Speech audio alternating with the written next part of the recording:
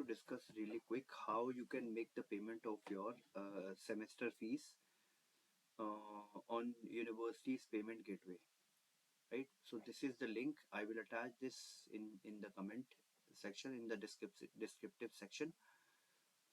You have to go on this link. You simply have to paste your SAP ID. The moment you paste your name, your email ID, your course will get extracted automatically, right?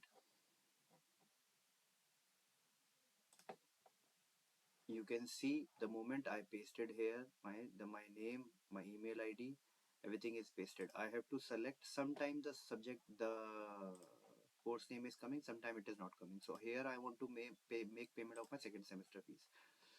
Just in case you want to make the payment of your second, third, fourth, fifth, sixth semester fees together, then you need not to come here again and again.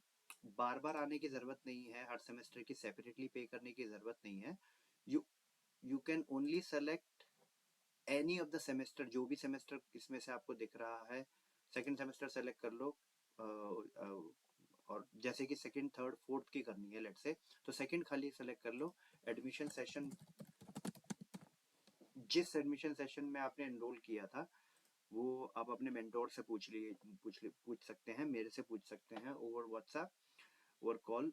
जो भी semester fees है इस वाले area में we have to select. क्या हम semester fees पे कर रहे हैं, सेमेस्टर फीस के साथ लेट फीस पे कर रहे हैं, एग्जामिनेशन देने के लिए रीअपियरिंग चार्जेस पे कर रहे हैं, रीटोटलिंग, कोई स्पेशलाइजेशन चेंज हुआ है जिसकी फीस ज्यादा थी, I mean, जिसकी फीस कम थी और अब आपने कोई ऐसा स्पेशलाइजेशन में चेंज कर लिया जिसकी फीस ज्यादा थी, तो रीटोटलिंग के लिए फाइनेंस टीम आपको कई बार बोलती है इतना आपको पे करना पड़ेगा.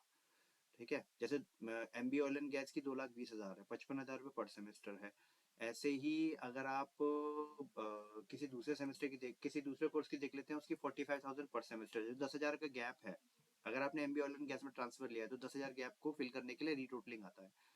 प्रोग्राम री रजिस्ट्रेशन फीस एक्सटेंशन वगैरह के लिए होती है. एग्जाम री रजिस्ट्रेशन लेट फीस अलग चीज होती है. Other fees, courier charges, degree courier charges यहाँ पे करते हैं. तो ये आपको सिलेक्ट करना है. सेमेस्टर फीस ही सिलेक्ट करना है, सेमेस्टर फीस पे कर रहे हैं. मेरे को पे करना है 35,000. ठीक है ना. तो आपकी फीस आपके हर सेमेस्टर की आपको पता ही होगी क्या होती है.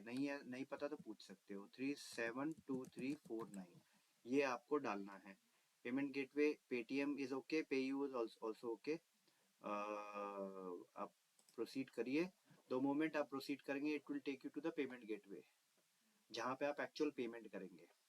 ठीक है, तो बहुत सिंपल है, बहुत डिफिकल्ट नहीं है. अब यहाँ पे यू हैव डिफरेंट ऑप्शंस. क्या आप डायरेक्टली QR कोड से UPI, जीपे, भीम, फोन पे, पेटीएम किसी से भी पे कर दीजिए.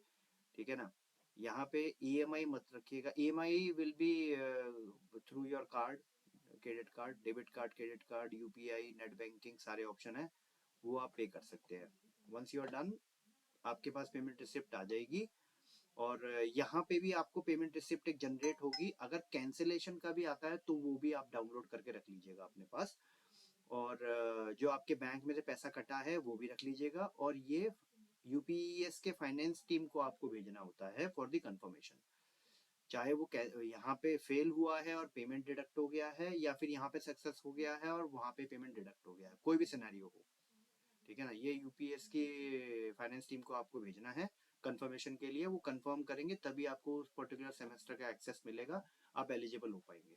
ठीक है, तो ये पेमेंट प्रोसेस होता है जो आपको करना होगा.